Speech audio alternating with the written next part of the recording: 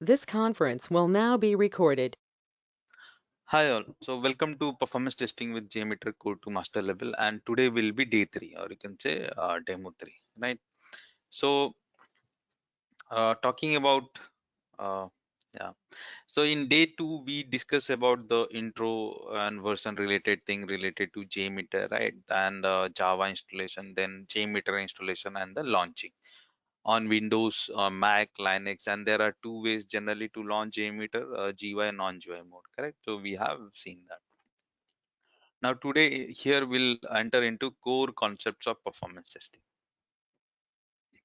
Okay, so uh, yeah, uh, so to start with, we'll first learn about what is servers, right? So server is a combination of hardware and software, right? Software by itself is of no use, right? It needs to be installed on hardware, right? So basically, see, whatever the application we use, right, whether it's Amazon or whether it is Flipkart or any application, it's kept somewhere, right? Kept somewhere. So where it is kept, uh, it will be on a hardware, correct? Hardware, and then inside that a OS will be there. Generally, most of the people use Linux OS for the server. Okay, Linux, and inside that the application will be kept. Okay, application will be kept. Right? It's they are in very huge size. It's just one I'm talking about. Later on, we'll see more a design of the servers, right? And the application will be kept. It will be very huge size, and that is known as infrastructure also, right? The application infrastructure, and the people will access it. So what is server is a combination of the hardware part and the software part as well, right? So it's like our laptop only or our desktop. So we have hardware, right? We have CPU, we have memory, and the whole hardware, and on inside that we have that the OS operating system, and then inside that we do our activity, so like that, right? So what is server? You got the idea. So whenever we talk about server, so server means a combination of the hardware and the software, right? So a bigger size hardware will be there, like hardware, CPU, right? The CPU that we say. So let us say our home laptop CPU are i5, you must have heard, or i7, or nowadays i9 has also came, right? 7th generation or 11th generation going on, right? So that is processor, correct, for normal use. Same way RAM, but the CPU for CPU for servers, they are of server grade. Okay, they are like Xeon grade processors by Intel only. Generally, Intel makes most of the hardware thing.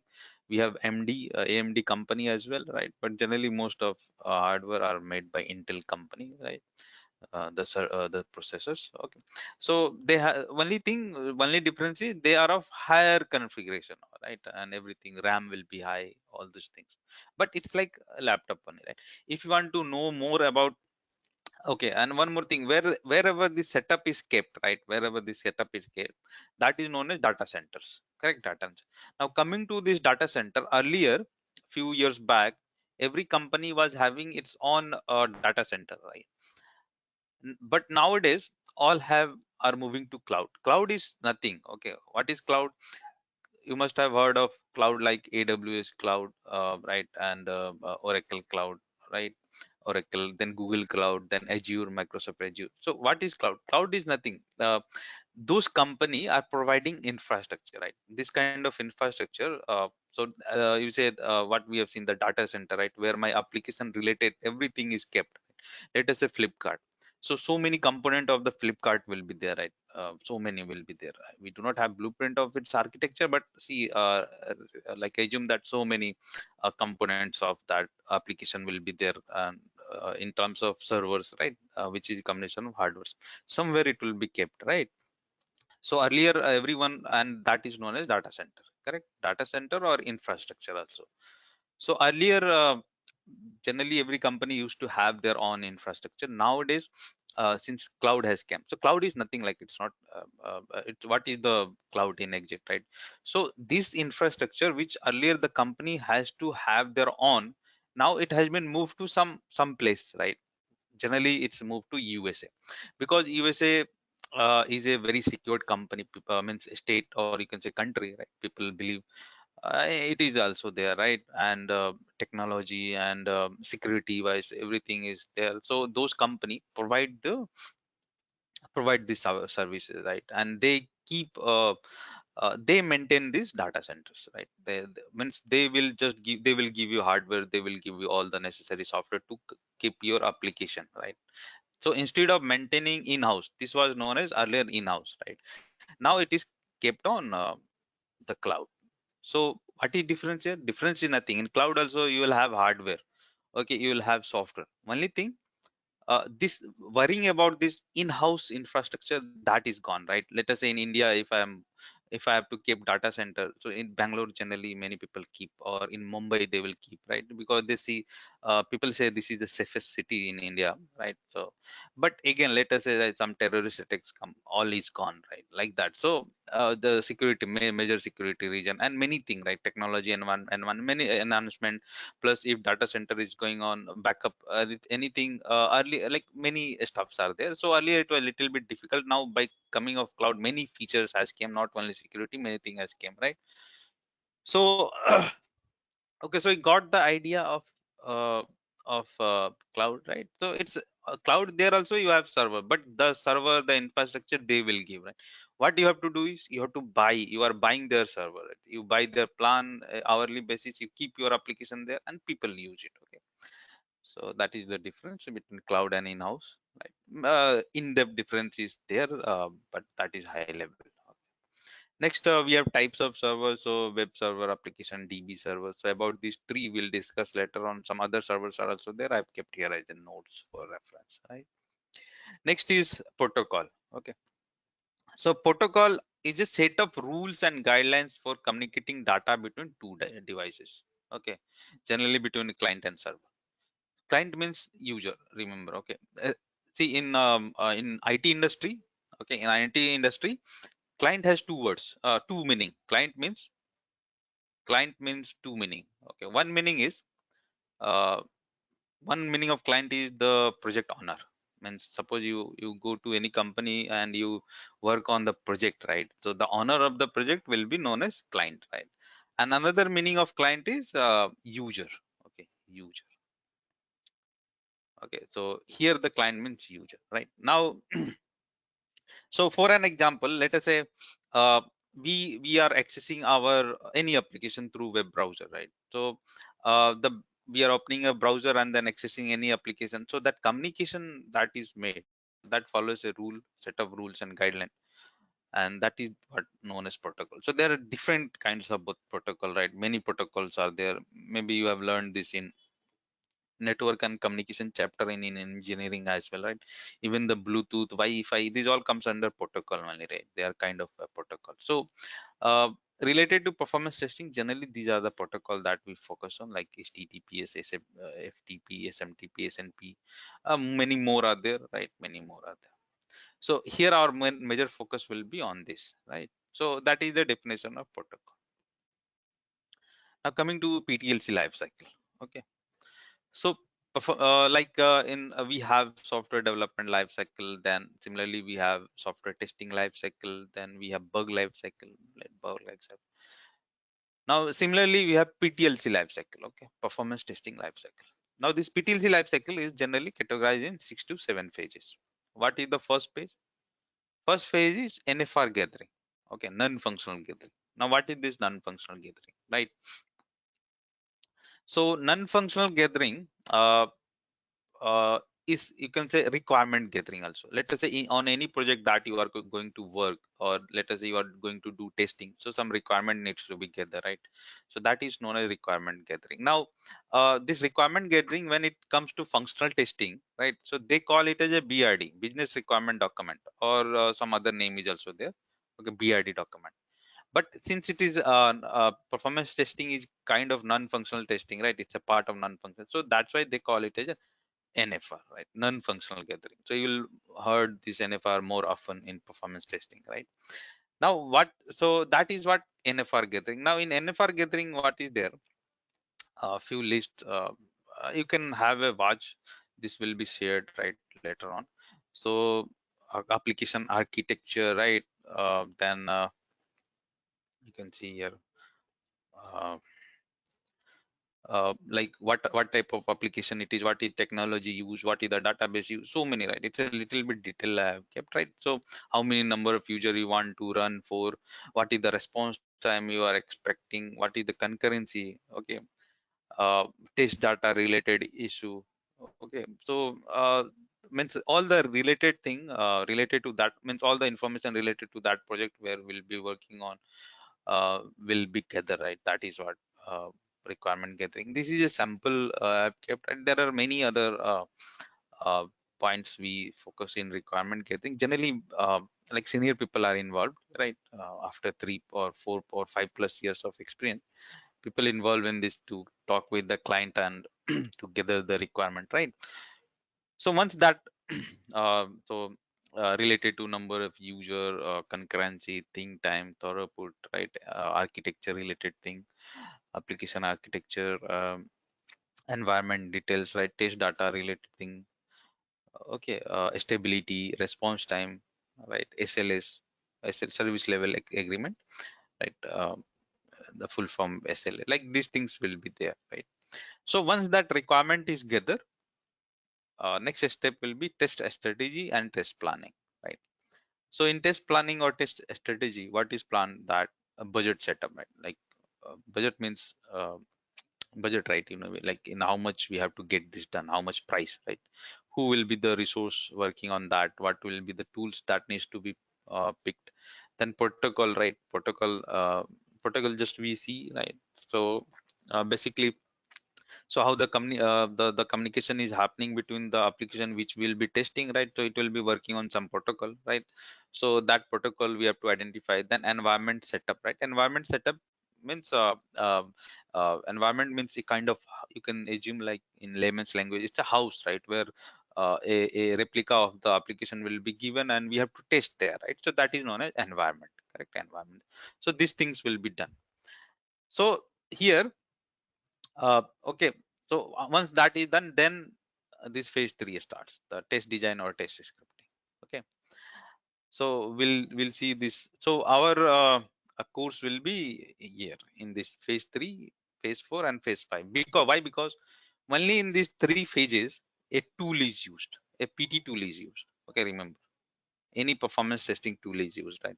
Because this above 2 phase is just a human kind of intervention, means like human is interacting and doing the stuff, right? Human means the senior people or whoever, right, of that company. And then again this 6th and 7th, 6th phase generally, uh, uh,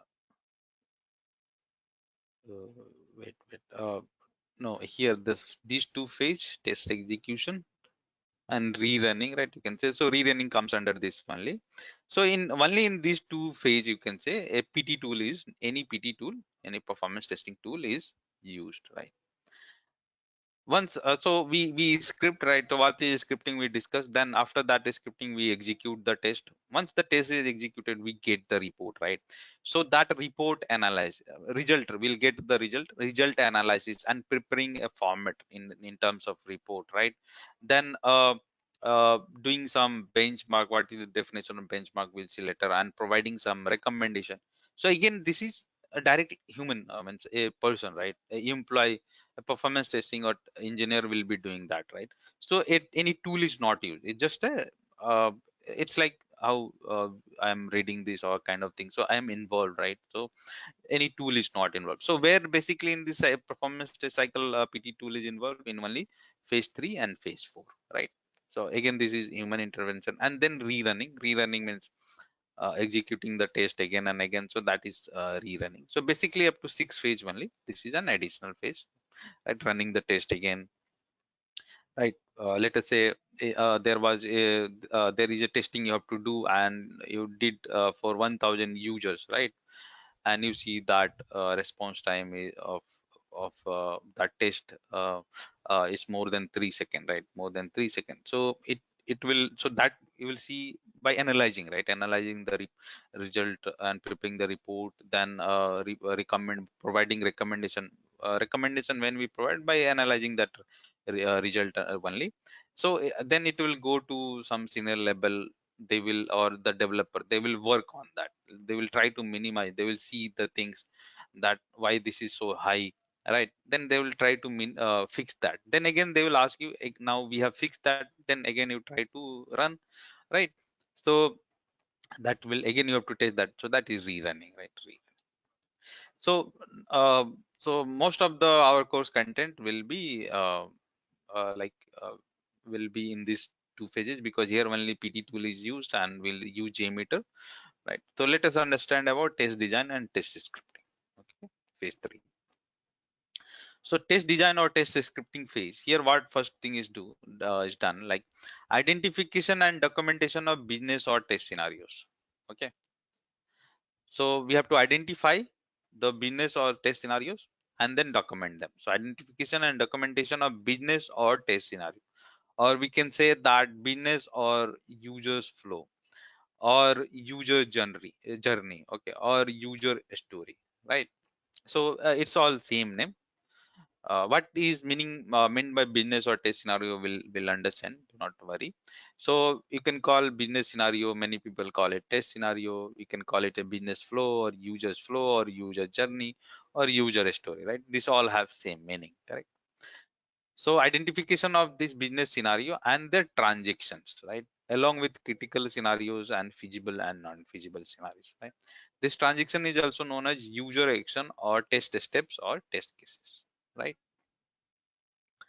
So let us understand about test scenarios first, then we'll understand about transaction, okay, and then again I'll come back to recording.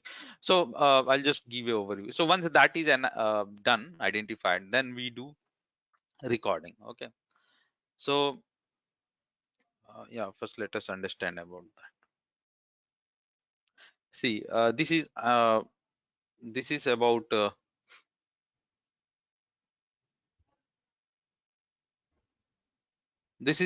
all the I have given a list of all the scenarios, you can say business scenarios for an e-commerce website. Let us take as Amazon, you can take it Amazon, or you can take Flipkart, right?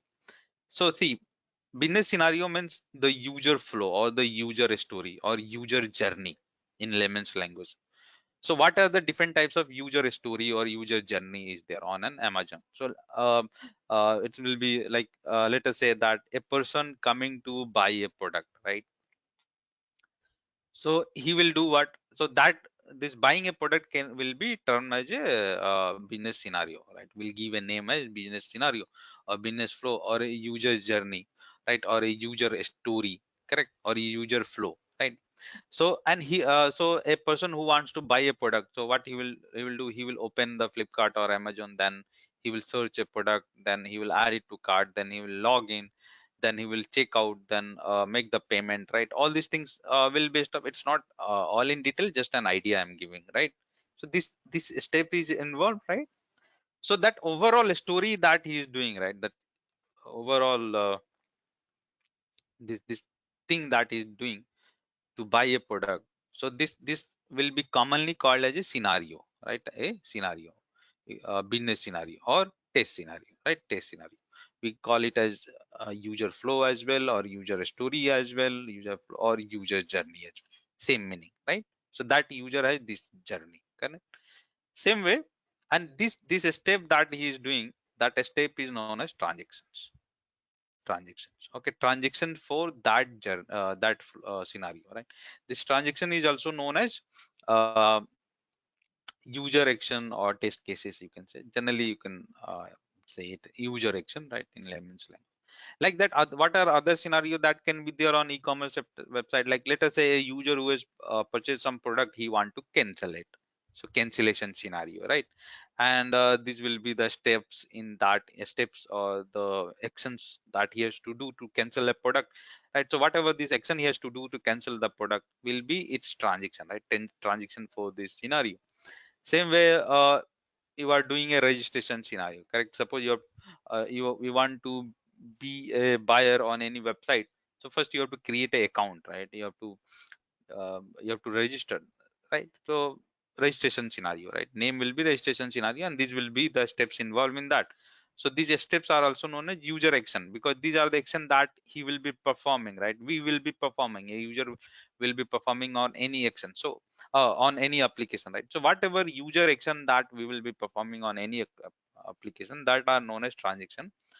And all transaction has some journey or a flow or a story, right? So let us say there are some 10 transaction for that buying a product, there are some 15 transaction for registration, like that. So right, so that common name for that overall action, we call it as a scenario, right? You got the idea? Same way, buying a product, canceling, registration, complaint, right? Raising complaint, giving feedback or reviews, right? So that is from buyer's perspective.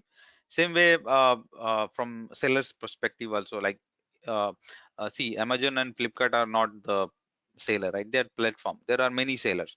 So any seller, he want to add then product, right? So for his scenario and his transaction, you want to delete any product, so that is the name his transaction. Then his product request or his registration request will be approved by admin person. So that scenario, right? So like that, on any application there will be so many scenarios, right? You got so many scenarios or so many user story or user journey, right? So technically it will be called as business scenario or test scenario. And each such scenario will have user actions, right? User actions. So that user actions are known as its transaction, right? So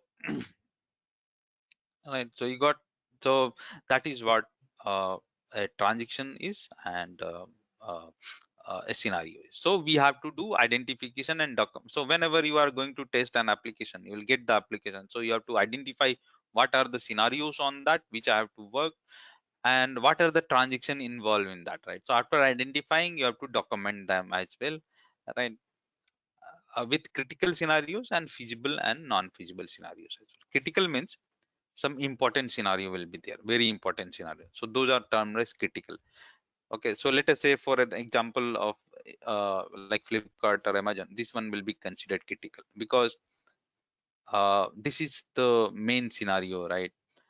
It is going to generate revenue. A person who is buying a product, he's generating some revenue for Flipkart, right? So that will be like main scenario. All are main only, but in that some very crucial scenario will be the, that is known as critical, right? Then feasible and non-feasible.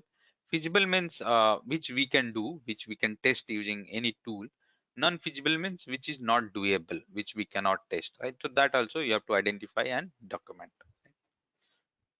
Once that is done, we have to do script recording. So so this is again human work.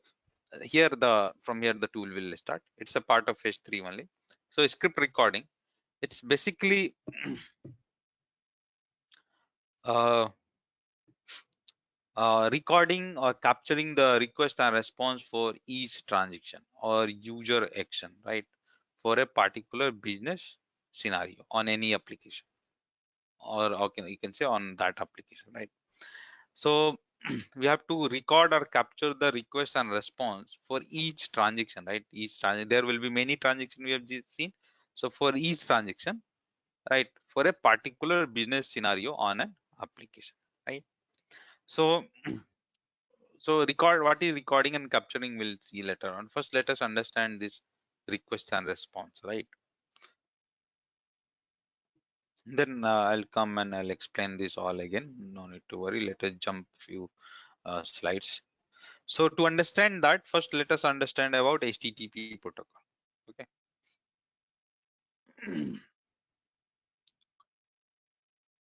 Yeah. So HTTP protocol, HTTP or HTTPS protocol. So this protocol, right, in general, is the communication protocol for web application between a browser and the application, right? So any any application, right, any like Amazon, Flipkart, anything that which we access through a browser, right, which we access through a browser, okay, any browser, Mozilla, Firefox, Google Chrome, right? So which we access through that browser, those are known as web application, okay, web application. So the communication between that browser and the application, the protocol which is involved between that is known as HTTP protocol. This HTTP protocol is a communication protocol for others also, like mobile apps we have, right? Mobile apps, Android app or iOS app. So they also communicate using HTTP plus APIs, right? APIs, REST API or SOAP API. They also communicate using this HTTP protocol, right? Now this protocol has 5 schema. What are those? Request, response, headers, request method, and a status code, right? This protocol is known as a stateless protocol, means it does not remember its previous state or information. Okay, so we'll see this later on. Now, next point, like a user or a transaction, right? A user action or a transaction on a web application generates HTTP HTML request in the form of URL to the server, and in return server sends us the response, right? So let us understand this. So to understand this, I will open two browser. One is Mozilla Firefox and another is Google Chrome.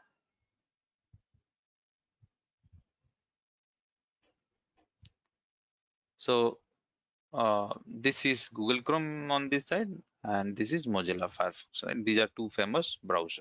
Okay. Now, in this browser, there is a tool called developer tool. Okay, developer tool. Fine. So if you want to bring that developer tool, there is a shortcut called F12. That developer tool is also known as dev tool. What short form? Dev tool, right? Dev tool. So you have to press F12 in your keyboard and that will open, or you can bring like this way. If you right click here on this page, you'll see view page. No, you'll see this inspect, right? Inspect. If you click on that, this will open. So the thing that open here, that is known as dev tool, right? Same way, it's there in every browser. Okay. So you can go through right click and inspect, or you can press F12. So I'm just pressing F12. So you see it's here as well, correct? Now in this dev tool,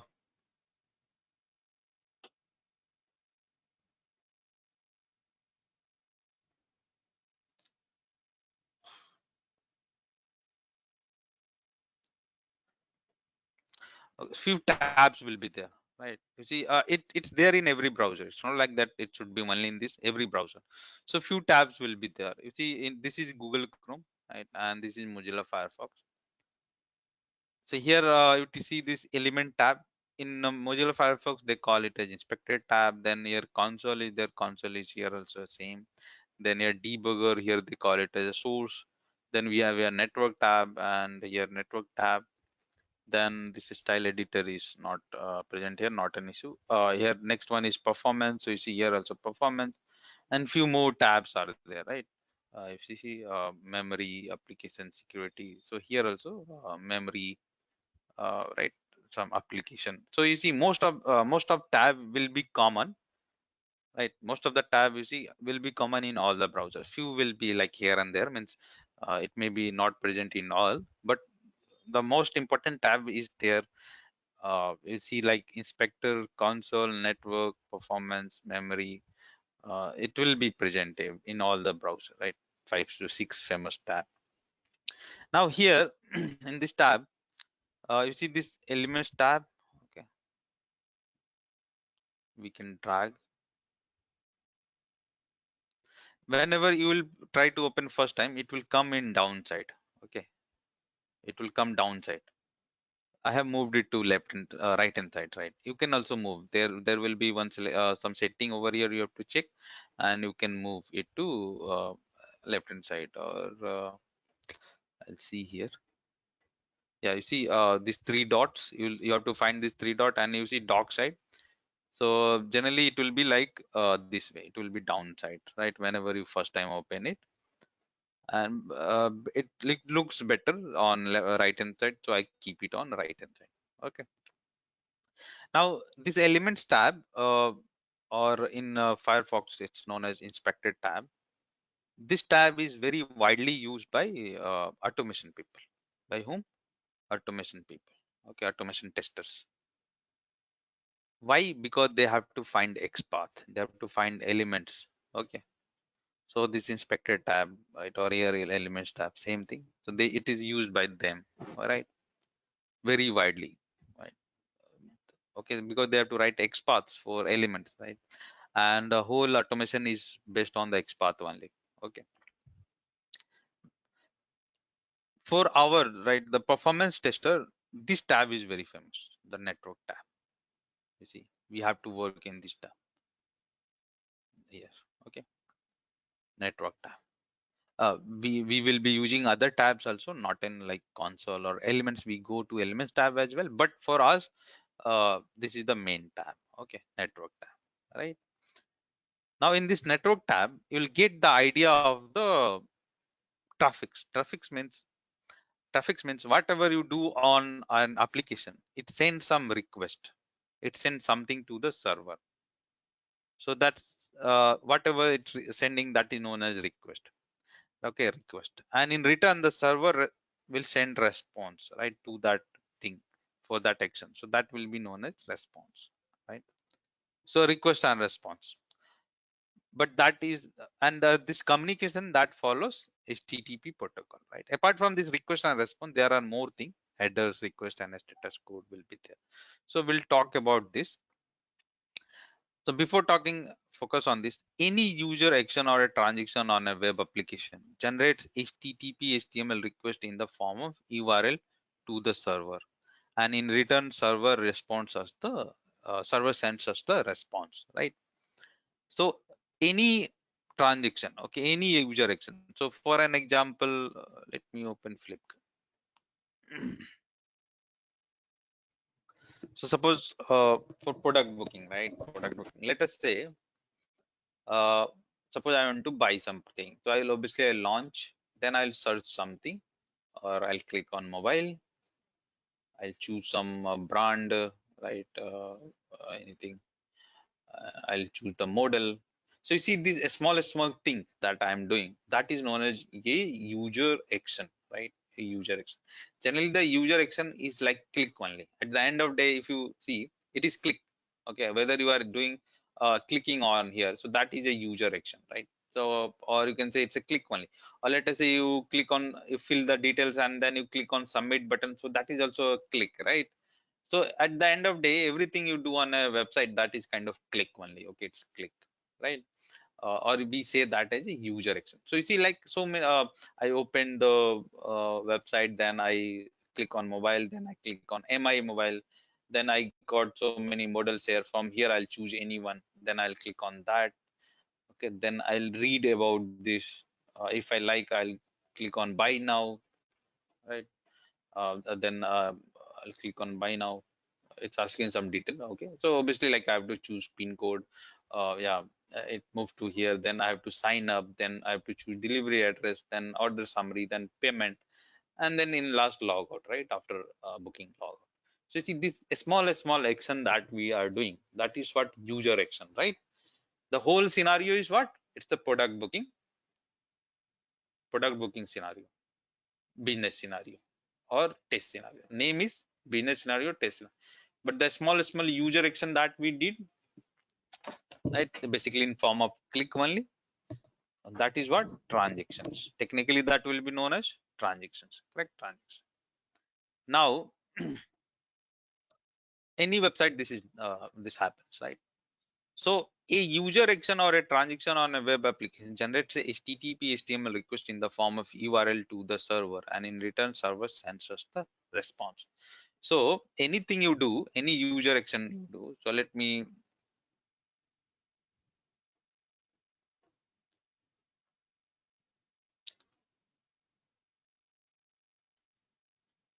Uh, so currently I'm in network tab, right? So here some traffics you will see. So that what, right? Whatever the things goes on, the request and response, that is known as traffic, right? So the traffic idea you will get here, right? That's why this tab is very important. In this tab, here a few things will be there. Let me explain. So this red button, you see, this I'm telling about Google Chrome, right? Later we see to Mozilla Firefox. Red button means it's a red, right? It's capturing the traffic and it's showing you. Okay, then this button will clear this stuff, right? Same way in Mozilla Firefox also it will be there. You see this for clearing your recycle bin is there. Okay,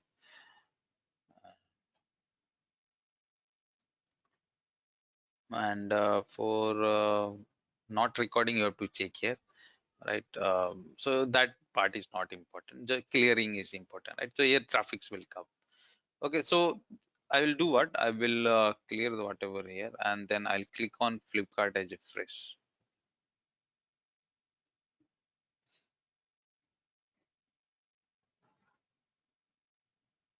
So see, when I'm clicking on Flipkart, you see so many things happening here. Generally, we do not know, right? But yeah.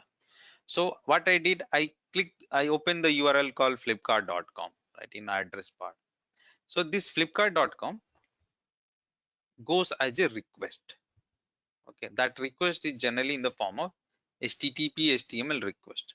Okay, HTTP HTML request, and in return, so that goes as a request to the server, a Flipkart server, right? And from that server will respond to that request if that is correct, and in return the response comes, fine, and we get this page. Now, as a fresher, right, I'll suggest that if you want to know more about this, you practice on Mozilla Firefox, because the view, right, the information, the idea that will get, it is more good in, or more good, or you can say more beautiful or more detail in Mozilla Firefox compared to our Google Chrome, right? So I'll suggest that have Mozilla Firefox. So here I'll show you. I'll open Amazon.in, www.amazon.in. Okay.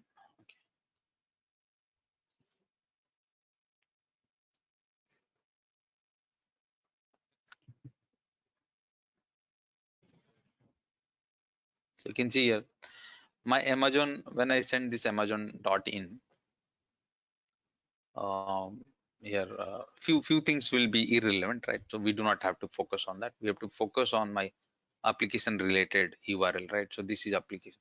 So you see this is the request, and its type is HTML, right? Document HTML, and one more here, right? This is the main one, HTML, right?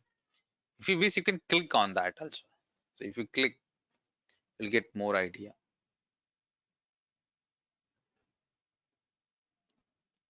This is what, right? HTTPS www.amazon.in, which I'm sending, right? So it goes as a request, right? And in return, server sends us the response, right? We'll talk about all these things. Do not worry. First, let us understand, right? So any action you do, let me clear this. Now, let us say I will click somewhere, right, on this TB or whatever. I'll click.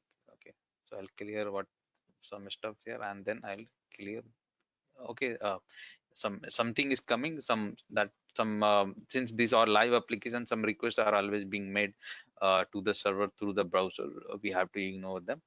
Okay, so let me click here. So once I clicked here, you see one more URL got generated, right? So I'll just copy them first, and I'll put it in a notepad.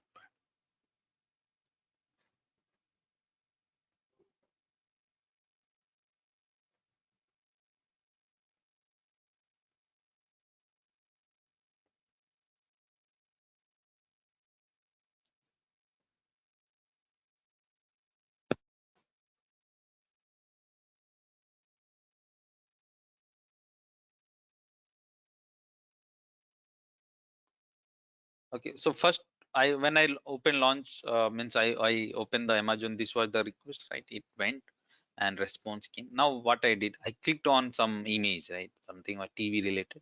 So you see, a new request is going, right? New request.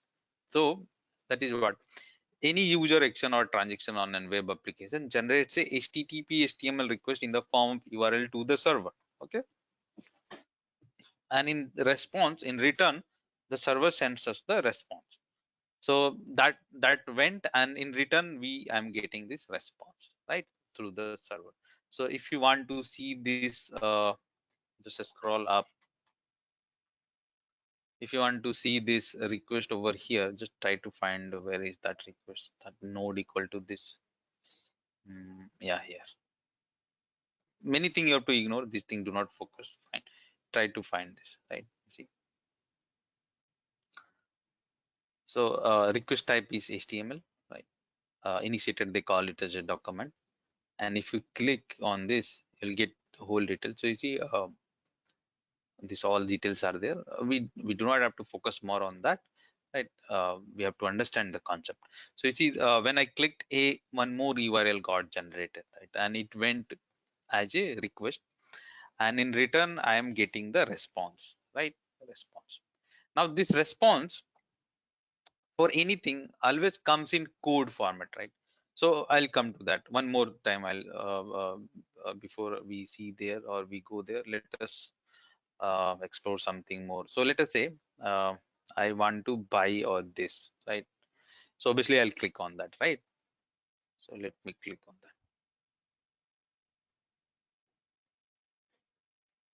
So again, when I clicked on that, you can see here one more request got generated, right? Because that is user action, right? Whatever the click I'm doing, the user action I'm doing, that user action will be technically turned as a transaction, right? So what we got here, that any transaction that we are doing generates a new request to the server, correct? New request to the server, and in return we get the response. Got the idea? And type of this request will be, generally it will be of HTTP HTML type, right? Or in Google Chrome, if you see this kind of request is known as document, right? Document.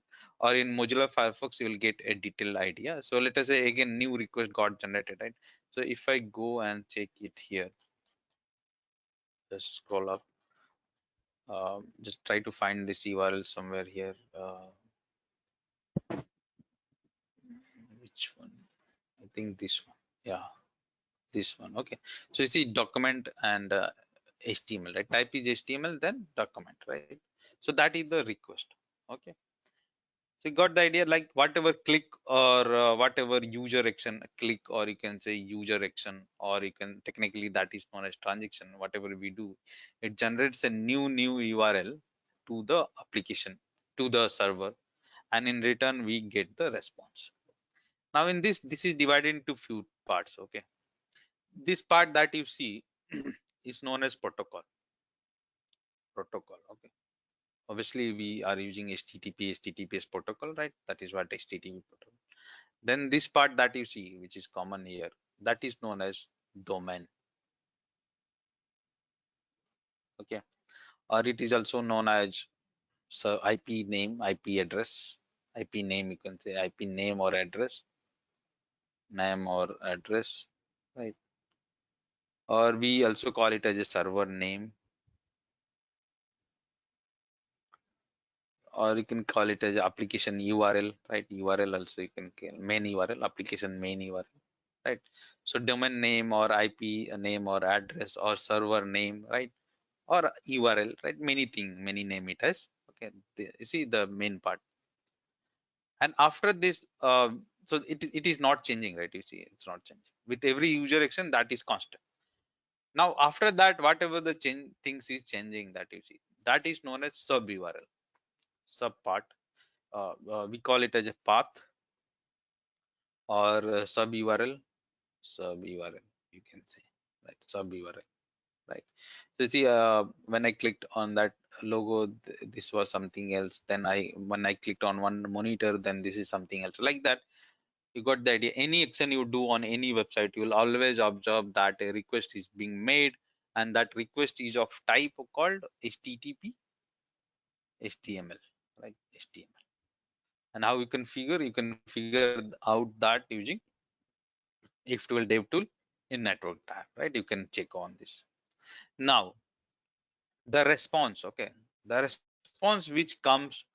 So again, before I go again, let us say one more time, I'll just do to, let us say I want to add it to cart, right? Or I want to click on buy now. So let us say I'll click on buy now. So again, you see the URL will change. Okay, not complete URL, but yeah, but obviously the request URL will change. See, it's changed, right? This part remains same, but this thing changed. That is what path or sub URL, and you can find that URL over here. Yeah, this is right. This one. You can click on that. Right, it's a little bit big only. Right, so ignore what is there in that. We do not have to understand. We have to understand about the HTTP protocol, right? And what these things are. So that request is going right, and in response I got this page, right? Or any all the response you have seen, right? Whenever I send this request, I got some response. When I send this request, I got some response. When I see this request, I got some response, some other response, right? And now when I send this request, I am getting this response, correct? This works for any website, any website. Here I am sending Flipkart, I am getting this. Now this response always comes in code format. Okay, see in this format. I'll click on raw, this format. Okay, in this format, the code, because obviously something is some language is used to develop this page, right? And whatever the source code, so the response always comes in code format from the server. Fine, let it be for any, even for this Flipkart. I send this request, you see flipkart.com. If you go to response tab, you see other tab will be here, many tab. Whenever you click on that request, you will see header, preview, response, cookies, all things here as well, right? Headers, cookies, request, response you'll get. So when you click on response, you see the code. This is the code, right? It comes in code form. And it's a little, it's big only, it's very big, right? You see it's very big. Okay, or if you want to know more on that, if you click on any page and you see view page source, so right, this is the code. So any response that comes to us, that comes in code format, right? Code. So request goes, response come, and that response comes in code format, right? Now once that response comes to us, then what happens, that comes always in code format. After that the browser works start. Okay, browser will render this code, or you can say it will process it code. So while processing, it will download embedded resources over here. Now what are the embedded what is embedded resources?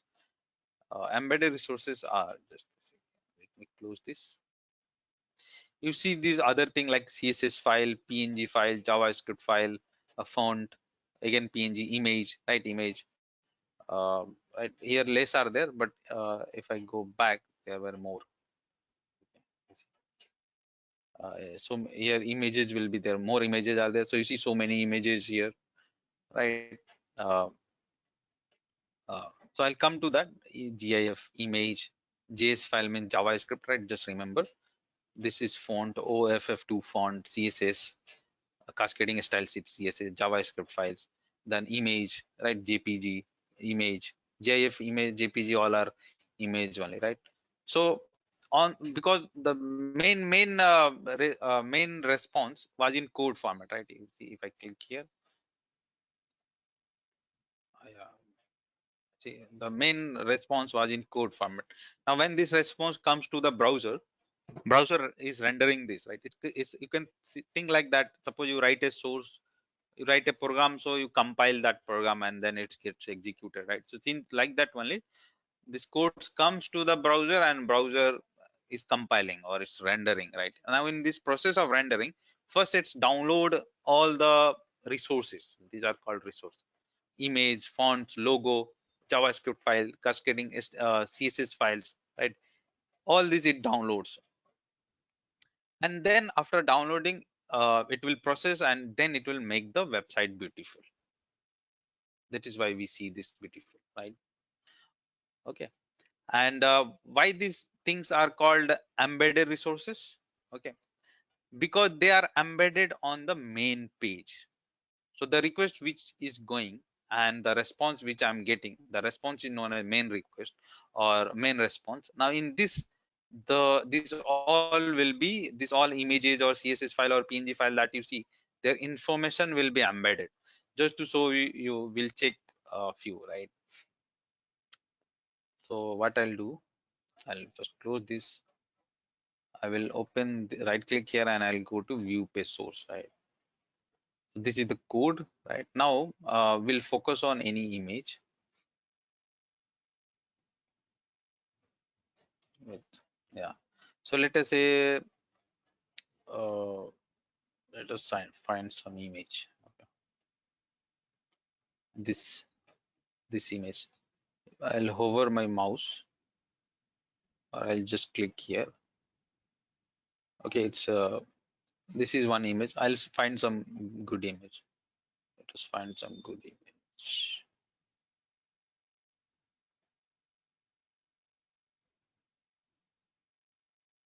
Okay, see this small monitor. Maybe it's reflecting, maybe it will be present on this page somewhere. So many images are there, right? So yeah, anyone, any other beautiful.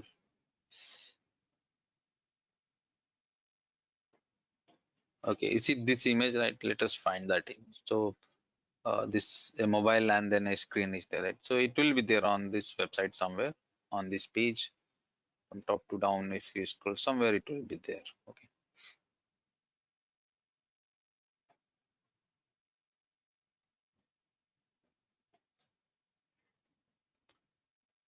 Let us say some other will see this airport, right?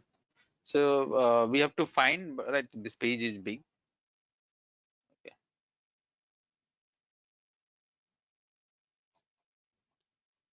Yeah, you see this here. Okay, like that. Oh, that earlier image, you see it is here, right? So like that, right? Image, then JavaScript. Now the information about that, right? This image, if you go, if you check this name, if you click here, and if you find let us say this is the name of that image. If you try to copy, right? I have copied that, and this is the main code, right? If I do Control F, and here I'm trying to find through Control F. Here I pasted. So you see the information is kept, right? Same way, any JavaScript file or any CSS file. Let us say this is a JS file, right? And name of this file is this. This is the name. I'll just copy that and I'll try to find on the main. It's embedded here, right? So that's why these are called embedded resources. So what we understand is, what you understand, that whenever you send a request, means whenever you click something, a request is sent, and that request is known as main request. Okay, main request, and the type of that request will be HTTP HTML, correct? uh, HTTP HTML. Okay, let me just reload again. So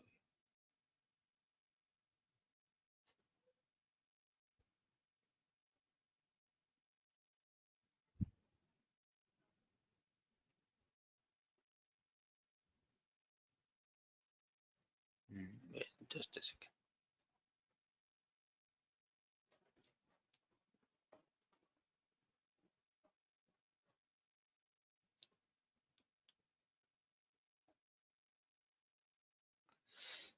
It's that, why that is not coming? Just a second. I'll do what, I'll clear all the things, and again let me reload. because so many things are there, right? So it may be missing somewhere, or I'll show you again as a phrase, right? So that those F12. So whatever action we do, right? So that main request will be of type HTTP HTML. Okay. Sh-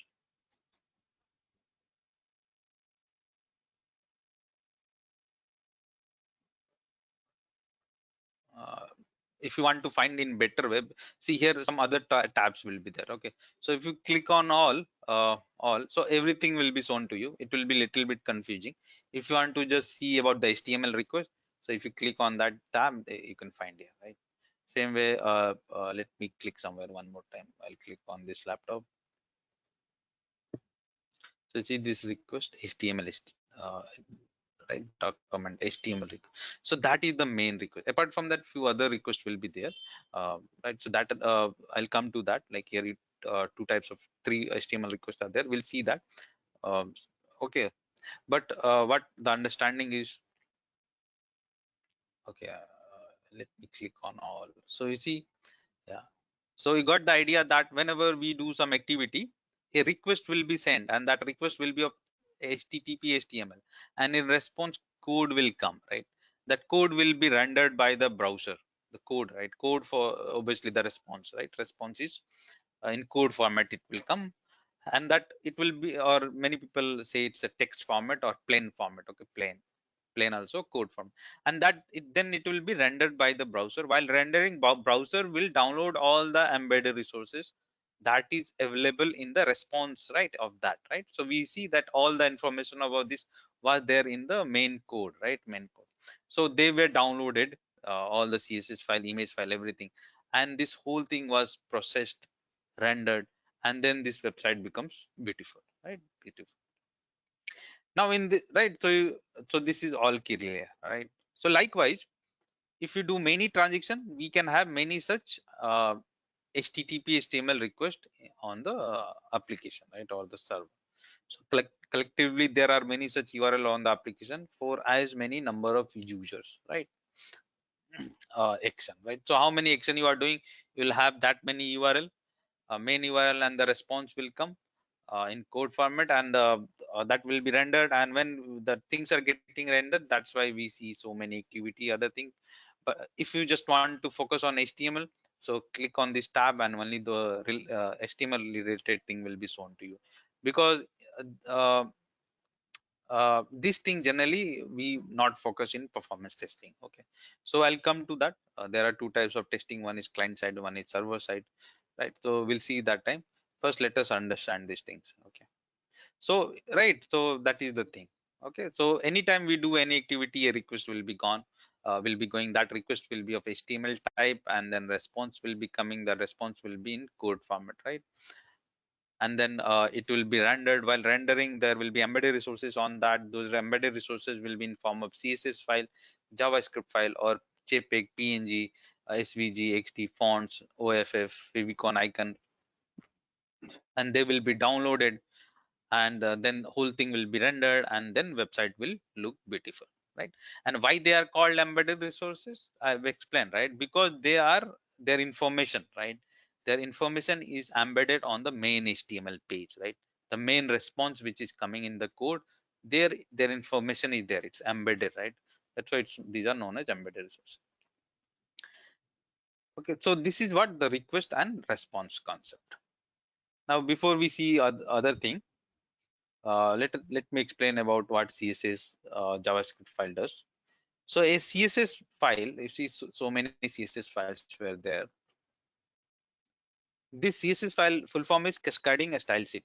Okay, they are useful for beautification of the website. They are used for beautification of the website. Template, you can say, right? Template, how it will look, the look and feel is decided by CSS file. Okay, then JavaScript, JS file, right? We see so many JS file also you'll observe here. All are JPEG. Then somewhere JS will be there. JS means JavaScript, right? So JavaScript files, JS file, right? It does logical functionality on a web page, on user end, right? On user end. So for one example, I'll show you. Let us say I'm going to log in here, and I'll here it's asking, this is Flipkart, and here it's asking enter email ID or mobile number. Now in mobile number in India is of 9 digit, 10 digit, right? I'll just enter 9 digit.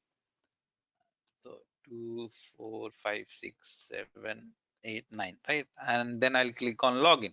So it is going to throw me a message. See, please enter email, a valid email ID, mobile number, right? Now let me rectify. So now I have rectified it to 10 digit. Now again, if I'm clicking login, then it's throwing please enter password. So see this kind of logical activity, how this page is knowing that this mobile number was of 8 digit, it was not correct, because some programming is written, right, to check that. Or even though let us say this I am given correct, now when I'm clicking on login I forgot this. So how it knows that I forgot to enter password, and then it's sending me this message? So that things are done by, so this is one example of JavaScript. Like there are many functionality will be there for that page, which happens on the user end, right? This kind of conditional or logical thing. So these are done by JavaScript files, right? So like that, there will be so many JavaScript file will be see, you'll see, right, for that particular page. Okay, and then uh, there will be like other thing, right? JPEG, PNGs, right? Just a second, my system has hanged. Yeah, so there will be JPEG, PNG file, right? Images, fonts, so other thing, right? Other thing related to beautification. So image in the form of some PNG will be there, fonts will be there, image will be there, GIF will be there. Okay, GIF also a part of image only, and JPEG file will be there. Okay, so these things, uh, the image, right? These are image or PNG or favicons. Okay, icons. You see those things are will be there, right? So these are what embedded resources will be there. Okay. So so schema is still we are yet to discuss, right? So we have discussed like what is request, what is response, right? Now what is a transaction, right? What is user action? When a transaction happens, what we see, right? We have talked about F12 developer tool. We have talked about embedded resources. Okay.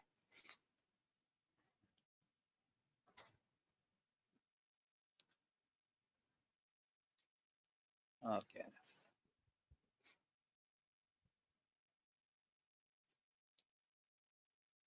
Hmm. So I think that will put hold for today. Hmm.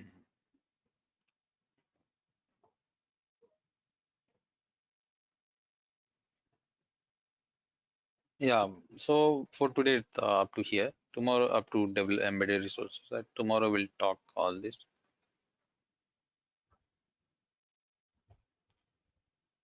Okay, fine. Right. Thank you.